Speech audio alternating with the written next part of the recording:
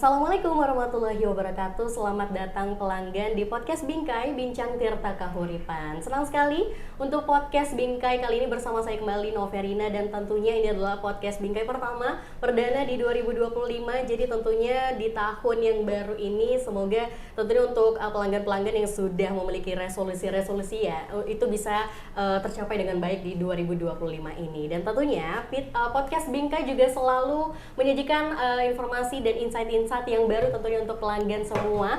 Jadi untuk pelanggan yang mungkin dari pelanggan juga sudah pernah mendengar hal ini, karena untuk tema Bingkai kali ini adalah sesuatu yang mungkin pernah pelanggan dengar, tapi mungkin pelanggan tidak tahu untuk definisi dan manfaat kegunaannya itu apa. Karena dari tahun ke tahun ya pelanggan ya, kita ini memang mengalami banyak perubahan ya. Salah satunya juga di tengah tantangan perubahan iklim ya, tentunya kebutuhan akan pengelolaan sumber daya air yang lebih baik ini tentunya sangat diperlukan sekali. Dan ternyata memang ada salah satu inovatif yang tidak hanya untuk membantu mengatasi masalah banjir ya, ini kita juga berkontribusi pada keberlangsungan lingkungan kita semua ya pelanggan, yaitu ada namanya sumur resapan. Nah, mungkin pelanggan ini pernah mendengar sumur resapan, tapi nanti kita akan bahas lebih lanjut dan lebih lengkap lagi, karena di kesempatan kali ini kita akan cari tahu bagaimana manfaatnya dan juga bagaimana penerapan sumur resapan itu sendiri, dan juga bagaimana masyarakat bisa berperan aktif dalam menjaga kualitas air dan lingkungan sekitar. Karena untuk tema kali ini pelanggan, kita akan membahas sumur resapan, solusi cerdas menjaga air dan lingkungan.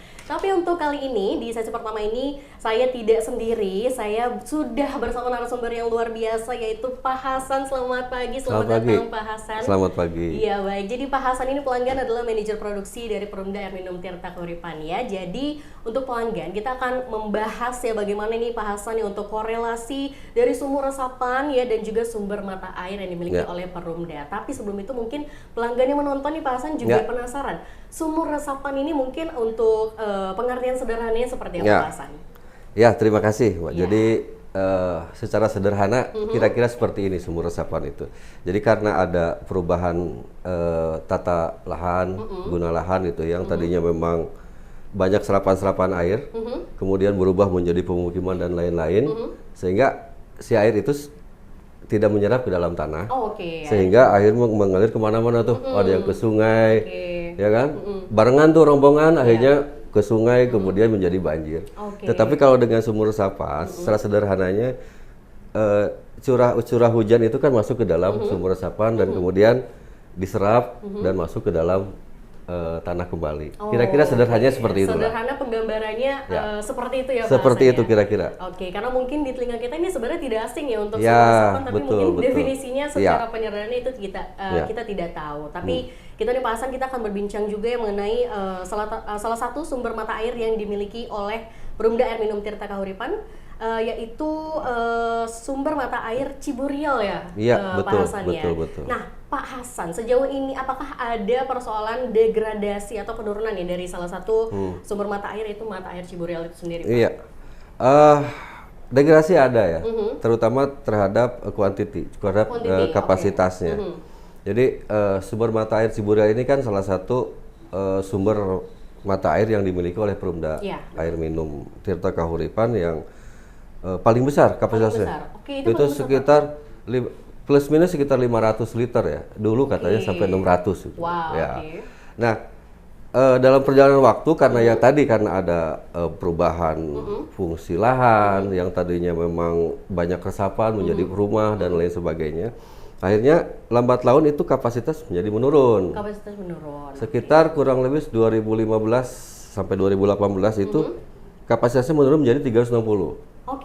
360. Jadi kalau misalnya emang degradasinya ya ada penurunan kapasitas terhadap sumber mata air Ciburial. Berarti dari tahun ke tahun itu sebenarnya ada penurunan, ada degradasi.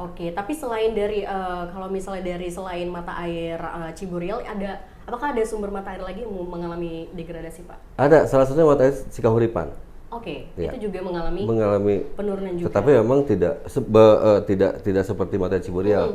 Masih artinya tidak terlalu signifikan. Tapi kalau misalnya dari faktor-faktor utama yang mengakibatkan degradasi ini apa sih Pak sebenarnya Pak? Ya itu tadi, karena memang lahan serapannya sudah mulai habis pada area catchment areanya tadi, pada area-area serapan. Makanya yang dilakukan oleh Perumda itu adalah salah satunya pernah dilakukan reboisasi, penanaman pohon dan lain. Cuman memang itu tidak berpengaruh secara signifikan, tidak langsung menaikkan kapasitas seperti yang kita harapkan gitu ya. Tetapi kita diperkenalkan dengan teknologi yang saya kira sederhana gitu ya, yaitu oleh iWash Plus waktu itu yang namanya sumur serapan tadi. Gitu. Nah, setelah dilakukan mitigasi dan dibangun beberapa sumur resapan, ya alhamdulillah sekarang itu sudah kembali ke debitnya itu naik menjadi 390 liter per detik sekarang. Yang kita harapkan ya kembali ke awal ya, sekitar 500 gitu. Berarti salah satu mungkin dari mitigasinya adalah sumur resapan ini ya, Pak ya? Walaupun sebenarnya untuk menaikkan secara signifikan belum gitu ya, tapi tentunya ini adalah salah satu upaya juga ya Pak ya dari Perumda tentunya untuk bisa menaikkan debit air gitu ya. Iya, karena memang kan kita ada program kelanjutan ya. Selain juga memang akan dibangun beberapa akan kita coba rencanakan dan insya Allah akan dibangun beberapa titik-titik sumur resapan lainnya. Juga kan kita juga melakukan kegiatan pemeliharaan terhadap sumur resapan tersebut sehingga fungsinya nanti berfungsi dengan baik ketika terjadi hujan, penyerapan terhadap sumur resapan itu lebih bagus lagi. Berarti selama mitigasi ini sudah dilakukan ya Pak Hasan ya. Ini apakah dalam membuat sumur resapan di beberapa titik tadi yang tadi Pak Hasan bilang juga di sumber mata air Ciburial ini dinilai bisa menaikkan lagi nih Pak untuk debit air bakunya dari mungkin isu-isu yang terjadi di sumber air mata Ciburial itu sendiri? Jadi sangat berpengaruh. Dan sangat signifikan ya. Sangat signifikan. Artinya ketika kita melakukan alternatif menaikkan debit dengan reboisasi dan lain-lain kan itu tidak terlalu signifikan. Tetapi ketika memang dibuatkan sumur resapan itu terlihat sekali kenaikan airnya, penambahan kapasitasnya. Yang tadinya 360 saat ini sudah 390. Jadi artinya 30 liter per detik. Dengan dibuatkan sumur resapan itu sangat berpengaruh signifikan. Berarti sebenarnya signifikan untuk si sumur resapan ini. Betul. Tapi sebenarnya Pak, untuk di wilayah sumber mata air Ciburial ini apakah sudah memadai untuk sumur resapannya? Ya, saat ini baru 157. Sumur resapan yang terbangun. Itu belum memadai. Belum memadai. Jadi targetnya mungkin sekitar 1.800 sampai 2.000 titik sumur resapan. Itu target indikasi untuk memadai atau tidaknya? Iya. Jadi artinya diharapkan dengan pembangunan yang sampai 1.800 sampai 2.000 titik sumur resapan tadi, diharapkan debit mata air sumber Ciburial itu kembali naik sampai di angka 600 liter per detik. 600 lagi. Betul. Karena tentunya itu adalah target ya Pak ya. Targetnya seperti itu. Berarti targetnya berapa tadi? 2.000 dan itu akan dilakukan di titik-titik lokasi mata air lainnya juga Pak? Yes, betul. Tapi terakhir nih Pak Hasan mungkin bisa kasih tahu juga bagaimana nih untuk cara menjaga air baku tetap baik Pak? Ya, saya kira ini perlu kolaborasi dari semua pihak ya, selain dari Perumda Air Minum, kemudian dari pemerintah daerah, dari masyarakat untuk saya kira menjaga lingkungan pada area-area mata air gitu. Jadi semua pihak harus berkolaborasi sih, intinya itu aja. Betul. Jadi tidak hanya bisa melibatkan satu pihak, tapi pihak-pihak lainnya juga tentunya saling berkolaborasi ya Pak ya tentunya. Dan terakhir mungkin harapan dari Pak Hasan sendiri sembari kita mencapai target ya Pak ya. Iya, harapannya memang itu tadi kita semua pihak gitu ya, semua lapisan masyarakat menjaga kelestarian lingkungan. Ya karena air ini merupakan kebutuhan pokok hidup gitu ya. Jadi sehingga ketika terjadi apalagi perubahan iklim sekarang yang memang kita tidak bisa prediksi. Kadang hujan, besoknya panas. Artinya kan kita juga tidak bisa memprediksi seperti apa. Sehingga ini sangat berpengaruh terhadap ketersediaan air baku. Jadi saya kira langkah yang bijak adalah memelihara lingkungan dengan sebaik-baiknya. Memelihara lingkungan dan juga itu sembari kita sebagai masyarakat juga sembari menjaga kualitasnya ya Pak. Betul. Ya. Karena tentunya itu akan kembali kita gunakan di kehidupan sehari-hari kita ya Pak. Betul. Baik, oke. Ada lagi Pak Hasan yang mau disampaikan? Saya kira cukup. Terima kasih. Baik, terima kasih Pak Hasan untuk podcast Bingkai kali ini. Tadi Pak Hasan ya sudah membahas juga bagaimana korelasinya ya sumur resapan, dan semoga target yang tadi 2.000 ya Pak ya, itu bisa tercapai dan tentunya nanti itu kan juga untuk masyarakat kembali ya Pak. Betul. Ya. Baik, terima kasih untuk Pak Hasan selaku manajer produksi Perumda, dan nanti pelanggan kita akan bahas lebih lanjut lagi karena selanjutnya masih ada narasumber yang tentunya nanti mungkin pelanggan juga ingin lebih tahu bagaimana manfaat dan juga dari sumur resapan itu sendiri. Jadi untuk itu pelanggan jangan kemana-mana, tetap stay tune.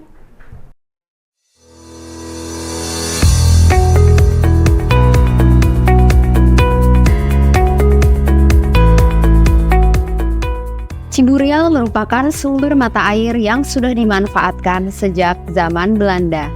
Tepatnya pada tahun 1922 ketika pemerintah Belanda membangun ground capturing dan prasarana lainnya untuk mengambil dan mengolah air dari sumber mata air Ciburial. Salah satu bangunan peninggalan Belanda adalah Gedung Laboratorium Penelitian Air Minum atau sering disingkat LIPI. Selain itu, ada juga Gedung Air Mancur yang dulunya merupakan tugu peringatan kembalinya Hindia Belanda ke tangan Belanda. Setelah Indonesia merdeka, sumber mata air Ciburial dikelola oleh Pamjaya yang membentuk beberapa cabang di luar kota. Kemudian pada tahun 1994, pengelolaan sumber mata air Ciburial diserahkan ke PDAM Tirta Kahuripan Kabupaten Bogor. Mata air Ciburial terletak di Desa Pagelaran, Kecamatan Ciomas, Kabupaten Bogor, Provinsi Jawa Barat. Mata air ini berada di Bukit Gunung Salak bagian utara pada ketinggian sekitar 270 hingga 280 meter dari permukaan laut dengan luas lahan sebesar kurang lebih 14 hektar. Ada 4 cabang pelayanan di kawasan Ciburial, Kecamatan Ciomas, Kecamatan Kemang, Kecamatan Cibinong, dan Kecamatan Babakan Madang. Namun, debit air dari sumber mata air Ciburial terus mengalami penurunan sejak tahun 2005 sampai sekarang. 9 sumur yang masih aktif di sumber mata air Ciburial mengalami penurunan hingga 480 liter per detik yang disebabkan oleh faktor lingkungan. Sumber mata air adalah warisan alam yang sangat berharga dan sumber kehidupan yang tak tergantikan. Oleh karena itu, mari kita jaga dan lestarikan sumber mata air Ciburial ini bersama-sama demi kesejahteraan dan keberlanjutan generasi yang akan datang.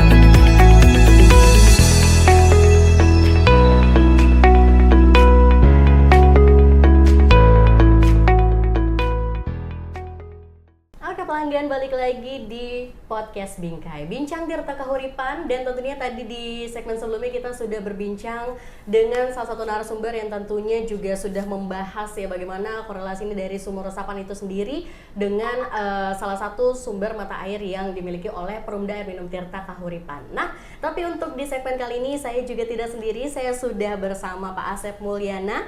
Selamat datang Pak Asep. Selamat pagi, terima kasih atas undangannya. Sama-sama. Pak Asep, gimana kabarnya? Baik? Alhamdulillah, semoga semuanya baik dan sehat. Iya, tentunya ini juga tahun 2025 ya Pak ya. Ini semangat baru juga, dan untuk pelanggan, Pak Asep ini adalah dari Ayu Wash Tangguh ya Pak. Ya. Nah, tapi mungkin dari pelanggan juga ada yang belum tahu Ayu Wash itu apa? Pak Asep? Baik, mungkin ini juga informasi bagi teman-teman di PDAM Cikahuripan ya, bahwa iWash itu singkatan Indonesian Urban Water Sanitation and Hygiene. Artinya kami donor hibah ya dari Amerika yang membantu pemerintah Indonesia dalam rangka mencapai target-target khususnya pencapaian air minum aman dan juga sanitasi aman dalam rangka mendukung peningkatan tingkat kesejahteraan daripada masyarakat Indonesia. Kebetulan kami ini mulai proyek ini iWash Tangguh itu sendiri tahun 2022 di sekitar bulan April awal-awal begitu, Lalu kami bekerja di 10 provinsi. 10 provinsi. 10 provinsi itu adalah terdiri dari 38 kota kabupaten. Salah satunya adalah di Kabupaten Bogor. Bogor. Sebetulnya Kabupaten Bogor mungkin ini yang keempat kali kami support dalam kegiatan-kegiatan seperti ini. Kegiatan-kegiatan kami yang sangat spesifik itu adalah sekali lagi karena tadi untuk peningkatan kesejahteraan dan akses air minum dan sanitasi adalah sangat spesifik di PDAM. Karena PDAM sebagai mandatorinya sebagai instansi atau institusi yang menjamin suplai pelayanan air minum.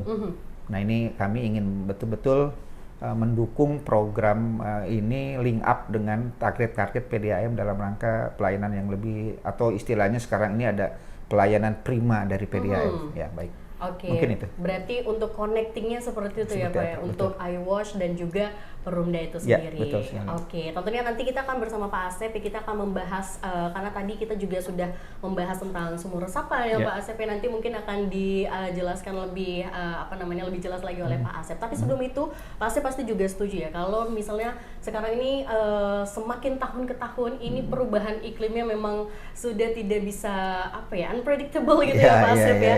Dengan iklim yang sekarang yang berubah-berubah juga, karena tentunya juga memunculkan permasalahan-permasalahan juga gitu ya, seperti kekeringan ya Pak Asep ya, kekeringan dan juga kekeruhan air. Nah, kalau dari Pak Asep sendiri sebenarnya bagaimana untuk cara mengatasi hal-hal yang seperti ini Pak?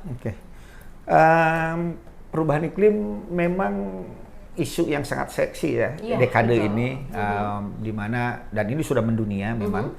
Problem ini sebetulnya memang problem kita bersama. Tetapi yang sangat spesifik yang ingin coba saya sentuh adalah kaitannya dampak perubahan iklim terhadap sumber daya air.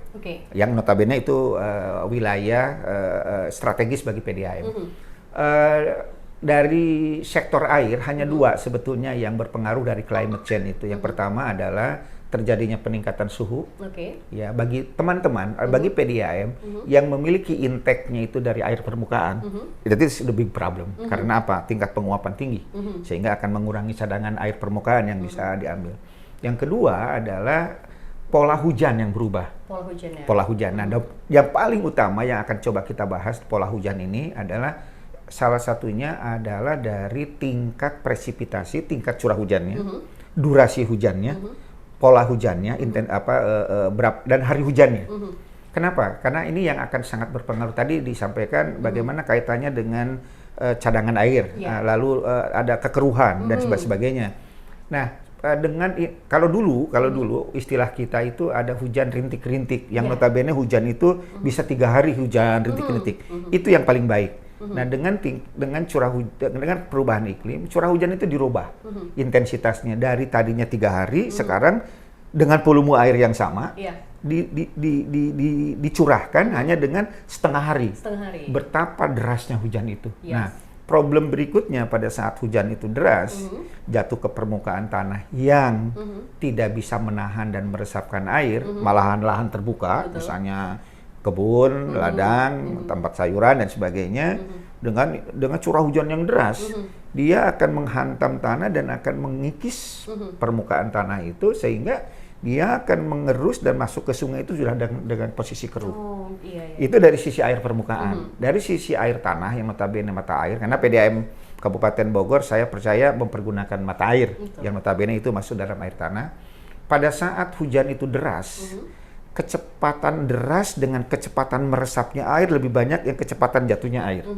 Sehingga yang tadinya kalau rintik-rintik itu hujan itu meresap pelan-pelan, sehingga cadangan air tanah semakin banyak. Kalau dengan deras dia tidak ada kesempatan untuk meresap.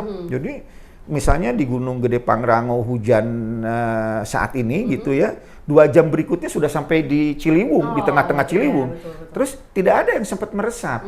Itu problem jangka panjang bagi PDAM karena tidak ada lagi cadangan air yang masuk ke daerah imbuhannya Ciburia, daerah imbuhannya Cikahuripan, mata air ya. Itu yang notabene lama-lama akan mengering. Kalau boleh saya menganalogikannya kasus itu dengan dispenser. Kalau dispenser itu kita punya dispenser isi 19 liter, lalu kita ambil satu gelas, besok lusa kering, harus ganti galonnya. Tapi sama juga dengan kasusnya dengan mata air. Pada saat air itu keluar di mata air, dipakai tidak dipakai, diambil tidak oleh PDAM juga tetap keluar. Tapi tidak ada air hujan yang masuk, sehingga besok lusa air itu menurun sampai mata air itu bisa kering. Itu dampak dari perubahan iklim. Jadi walaupun mungkin secara signifikan yang paling utama itu dua sektor tadi, peningkatan suhu dan pola hujan yang berubah dari perubahan iklim. Mungkin itu. Berarti itu ya sebenarnya apa yang terjadi? Yang terjadi. Misalnya resapannya itu tidak memadai gitu ya, Betul, Pak? Betul. Tapi kalau untuk menjaga sumber air bakunya agar tetap terjaga, itu sebenarnya seperti apa, Pak? Nah, ini sesuatu yang sudah ada di tempat, sebetulnya sudah ada di PDAM ya. PDAM, teman-teman PDAM juga sudah memahami sekali dan sudah terbukti. Jadi tadi saya menceritakan bahwa air hujan itu jatuh deras, tidak sempat meresap, langsung ke hilir menjadi run off gitu ya, langsung masuk sungai dengan keruh, Katulampa membanjir begitu ya. Nah, justru pendekatan sumur resapan. Mungkin tadi Pak Direktur produksi ya beliau itu, Pak Manajer Produksi, beliau mengatakan bahwa ada dibangun sumur resapan oleh PDAM. Itu sebuah langkah yang sangat tepat. Karena apa? Jadi sumur resapan itu mengganti peran lahan. Ya, yang notabene misalnya kalau hutan itu bagus, air hujan itu jatuh ke pepohonan, kanopi, lalu turun ke permukaan tanah, ada humusnya, ditahan oleh humus, meresap, masuk ke dalam tanah, menjadi air tanah, menjadi mata air. Nah, karena sekarang udah terbuka, jadi air hujan itu mau tidak mau kita tampung, kita masukkan ke sumur resapan. Jadi sumur resapan itu mengganti dari peranan hutan dalam siklus air ya. Saya tidak mengatakan bahwa kalau tidak ada hutan otomatis terganti, tidak, tapi dalam siklus air sumur resapan itu mengganti peranan tanah, humus tadi untuk dapat meresapkan air. Jadi boleh dikata air hujan itu dipaksa oleh kita, ditahan selama mungkin di hulu dengan sumur resapan, meresap sehingga lahan yang sudah terdegradasi pun masih tetap bisa meresapkan air ke dalam tanah. Sehingga cadangan air kita terjamin. Berarti kalau misalnya dikatakan fungsi manfaat utama dari sumur resapan itu betul, apa ya? Seperti itu. Tapi kalau misalnya dikatakan seberapa pentingnya untuk lingkungan, itu seperti apa, Pak? Ini sebetulnya sumur resapan itu salah satu teknik konservasi ya, dan tidak hanya kepada sumber air sebetulnya. Atau juga tidak hanya sumber air, mata air yang dipakai PDAM. Sebetulnya sumur resapan sangat bermanfaat, dan kalau dibangun oleh masyarakat secara luas dan di tempat halaman masing-masing begitu ya, itu sangat baik. Yang pertama tadi, kalau curah hujan itu deras, halaman kita terbuka, pada saat hujan terjadi akan ada genangan. Kalau orang Sunda bilang cirencang begitu ya, akan banjir, akan mengotori dan sebagainya. Tapi dengan sumur resapan dari atap rumah itu, dari halaman itu dimasukin ke sumur resapan, dan seandainya masyarakat itu memiliki sumur gali, sumur timba, ataupun sumur pantek ya, sumur pompa gitu, dijamin tidak akan kekurangan air. Kenapa? Karena yang diambil dengan yang masuk itu seimbang. Seperti tadi saya mengatakan dengan dispenser. Ya kalau dispenser itu diambil 3 gelas, dimasukin 3 gelas, sampai kapanpun itu dispenser tidak perlu ganti galon. Sama juga dengan di lapangan. Berarti itu untuk sumur resapan. Tapi kalau misalnya Pak, untuk indikator keberhasilan Pak, kalau misalnya ada sumur resapan itu apa indikator? Mudah sekali sebetulnya. Yang pertama ya, kalau kita melihat sumur resapan itu sendiri, jadi pada saat sumur resapan kita bangun, lalu air kita masukin, kita dikatakan berhasil sumur resapan itu kalau air itu tidak menggenang di dalam sumur. Tidak, itu harus, namanya juga judulnya sumur resapan. Bukan sumur gali dan bukan sumur kolam gitu ya. Berarti harus meresap, harus kering dia. Jadi setiap masuk air hilang, setiap masuk air hilang. Baik, itu yang pertama. Yang kedua, seandainya kita memiliki sumur gali tadi, misalnya 5 meter dari sumur resapan ada sumur gali. Sumur gali kita itu biasanya mukanya kan kalau ditimba atau dipompa akan turun. Tapi dengan sumur resapan dia akan stabil. Karena apa? Suplai yang diambil dengan yang masuk seimbang kembali. Nah, yang paling ideal adalah di mata air. Jadi sebagai contoh Ciburial, kurang lebih beberapa tahun yang lalu dibangun sumur resapan. Notabene kalau tidak salah waktu itu hampir di 360 liter per detik, tapi dengan diintervensi oleh sumur resapan yang notabene hanya baru ratusan, naik sekarang debitnya menjadi 300 hampir 400. Hampir 400. Artinya Artinya terjadi penambahan. Itu indikator yang sangat kuat, khususnya bagi PDAM, bahwa pemerintah daerah dibantu, PDAM dibantu pemerintah daerah dengan dinas-dinas terkait akan sangat baik membantu PDAM dalam rangka pencapaian pelayanan yang prima tadi. Seandainya air bakunya yang notabene mata air bisa lebih meningkat debitnya dengan membangun sumur resapan. Oke, karena tadi Pak Hasan juga bilang ya Pak Asep ya, bahwa dari Ciburial sendiri juga ternyata mengalami degradasi. Tapi kalau misalnya dari Pak Asep sendiri sebenarnya masih adakah untuk beberapa sumber mata air yang mengalami penurunan debit juga, yang mungkin nanti kedepannya akan juga ada pengaruhnya gitu untuk ketersediaan air untuk masyarakat, Pak? Ya, saya melihat tidak hanya di Kabupaten Bogor. Kasus terjadinya penurunan debit mata air atau air tanah itu terjadi di seluruh Indonesia. Tapi bukan berarti karena begitu terus kita eksis, kita membiarkan, berarti kita harus berbuat. Saya pernah melakukan survei di seluruh Bogor Raya, Kota Bogor dan Kabupaten Bogor. Semua mata air di Kabupaten dan Kota Bogor mengalami penurunan debit. Semua mengalami. Untuk Kabupaten Bogor, kami mencoba lagi sekarang mengkaji tentang peluang bagaimana meningkatkan mata air selain Ciburial adalah mata air Cikahuripan. Karena itu merupakan mata air utama juga bagi PDAM Kabupaten dalam rangka melayani pelanggannya untuk air minum. Artinya semua mata air harus dilakukan konservasi sipil teknis dengan pendekatan sumur resapan. Kenapa sumur resapan? Mungkin kalau boleh saya menambahkan, dulu pernah ada kasus atau bukan kasus, isu ataupun tren dengan biopori. Biopori betul masih berfungsi untuk tapi kalau dibanding dengan sumur resapan, biopori tidak terlalu signifikan dampaknya terhadap cadangan air tanah. Kenapa? Karena juga dia diameternya kecil, lalu dangkal, dan juga itu diisi oleh berbagai jenis sampah organik yang notabene itu akan menjadi tanda kutip menurunkan kualitas air daripada air tanah itu sendiri. Jadi saya menyarankan adalah dengan sumur resapan. Tapi kalau misalnya di lapangan ya Pak, karena tadi Pak Hasan juga bilang kalau sebenarnya memang kalau di lapangan terkadang ada tantangan-tantangan tersendiri. Nah kalau di lapangan ini kita juga penasaran seperti apa Pak tantangannya yang sebetulnya kalau tantangan teknik sumur resapan ini sangat efektif, efisien, mudah, murah. Semua orang bisa melakukannya. Dan semua wilayah di Kabupaten Bogor dan Kota Bogor boleh dibangun sumur resapan. Ya. Tetapi memang challenges atau tantangan bagi kami kemarin mendampingi PDAM itu adalah bagaimana meyakinkan masyarakat yang lahannya akan kita gunakan pembangunan sumur resapan. Satu, bahwa manfaat pertama itu bukan untuk PDAM. Tapi kami bagaimana meyakinkan mereka bahwa manfaat sumur resapan pertama yang direct impact itu kepada pemilik lahan.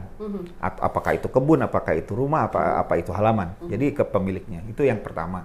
Yang kedua, memang dari sisi pemeliharaan yang saat ini mungkin teman-teman di PDAM sendiri belum memiliki action yang nyata bagaimana sumur resapan yang sudah dibangun itu harus dipelihara. Tapi itu pun juga sesuatu yang sangat mudah karena pemeliharaan sumur resapan itu hanya bagaimana mengarahkan air masuk ke pipa inlet atau pipa masuknya air, hanya di situ. Dan biasanya itu hanya tertutup oleh tanah, tertutup oleh lumpur, tertutup oleh sampah dan sebagainya. Jadi challenges yang utama adalah bagaimana meyakinkan masyarakat, meyakinkan masyarakat sehingga ini perlu approaching tersendiri bagi teman-teman, khususnya bagaimana masyarakat itu diberdayakan dan diyakinkan itu adalah bermanfaat untuk mereka. Saya rasa non teknis yang utama. Kalau teknisnya tidak terlalu bermasalah. Justru non teknisnya meyakinkan masyarakatnya ini. Itu yang agak berat. Tapi kalau dari Pak Asep sendiri solusinya Pak, apakah sudah ada solusinya untuk meyakinkan masyarakat ini? Iya, kami mencoba. Kami di IWOS Tangguh ya, dan di IWOS sebelumnya ya mungkin sudah hampir di 60 kota kabupaten kami melakukan konservasi yang sama dan semua berhasil. Solusinya bagaimana di samping kita meyakinkan masyarakat, tapi bagaimana kita melibatkan mereka baik dari sisi sejak perencanaan sampai kepada pelaksanaan. Salah satu contoh, selain mereka sudah sadar bahwa ini bermanfaat untuk kami, tapi juga dalam proses pembangunannya mereka kita libatkan. Apakah kalau di hulu dan di kampung itu kan mereka bisa menjadi tukang gali, menjadi tukang tembok, menjadi macam-macam lah ya yang bisa didukung oleh mereka. Itu satu. Yang kedua juga di dalam proses pemeliharaan, menurut saya peranan masyarakat itu sangat penting karena akan sangat mudah bagi masyarakat yang sumur resapannya di halaman rumah. Setiap bangun pagi, buka pintu, bisa ngeliat sumur resapan, ketutup sampah apa tidak. Jadi ini mungkin kalau saya boleh menyarankan kepada OPD, Dinas, dan PDAM bagaimana memberdayakan masyarakat dalam rangka pemeliharaan. Dan itu pemeliharaannya hanya sehabis hujan sekali kok, tidak ada yang lain. Jadi mungkin itu bagaimana solusinya, pengalaman kami memberdayakan masyarakat agar mereka sense of belonging terhadap sumber resapan itu ada terbangun. Bahwa itu bukan milik PDAM, itu bukan milik Pemda, itu bukan milik dinas, tapi itu milik kami. Karena bermanfaat untuk kami. Jadi itu meningkatkan awareness untuk bukan hanya kepentingan Perumda gitu ya, bukan. Itu juga kepentingan untuk masyarakat itu sendiri. Itu yang kami coba terapkan dan alhamdulillah. Sepanjang ini berhasil. Ya, lancar sekali. Oke Pak, boleh terakhir untuk harapan dari Pak Asep sendiri untuk bagaimana ke depannya untuk sumur resapan ini di masyarakat Indonesia khususnya Kabupaten Bogor. Baik, mungkin ini kalau saya melihatnya kita ini negara tropis. Artinya bisa dibayangkan tingkat curah hujan kita itu 3.500 mm sampai 5.500 mm. Artinya ada 3,5 meter sampai 5,5 meter hujan kita itu jatuh dalam 1 tahun. 1 tahun, oke. Ironi kalau masyarakat Bogoraya atau masyarakat Indonesia lainnya pada saat musim kemarau dia tidak memiliki akses air bersih. Itu ironi. Atau kita mengalami kekeringan. Kekeringan istilahnya sungainya mengering, kolamnya juga tidak, ikannya mati, lalu dia mau minum juga. Itu ironi. Atau sawahnya tidak bisa ditanami. Itu ironi. Nah, maksud kami, mari masyarakat ini sumur resapan ini teknologi yang efektif, efisien, mudah, murah, dan ekonomis, dan ramah lingkungan. Artinya masyarakat, walaupun lahan terbuka sedikit di halaman, di belakang rumah, di samping rumah, bolehlah membangun sumur resapan. Jangan biarkan air cucuran dari talang rumah, dari halaman rumah, itu lari ke sungai atau ke drainase. Masukkanlah ke dalam sumur resapan. Entah itu sumur resapannya dimensinya cuma 0,5 meter, lebar 0,5 meter, dalam 0,5 meter, panjang 0,5 meter, itu pun cukup. Tetapi jangan biarkan air itu keluar dari halaman rumah kita. Tapi simpanlah. Karena dengan disimpan, walaupun mungkin yang akan menerima yang di hilirnya, tetapi yang punya rumah akan menerima dari atasnya. Artinya betul. ada impact positif, impact mata rantai. Sehingga menurut saya, mari masyarakat Indonesia jangan biarkan hujan itu hanya hujan, tapi manfaatkanlah itu sebagai cadangan karena tanpa air kita tidak bisa hidup. Ya, betul. Terima kasih. Mungkin itu. Baik, terima kasih Pak Asep ya. Ini ilmunya banyak sekali. Mudah-mudahan. Tentunya juga semoga dari masyarakat atau pelanggan yang menonton juga ini menambah insight baru dan tentunya bisa lebih aware lagi tentang bagaimana manfaat dan peran pentingnya dari sumur resapan ini. Seperti itu. Terima kasih Pak Asep atas waktunya.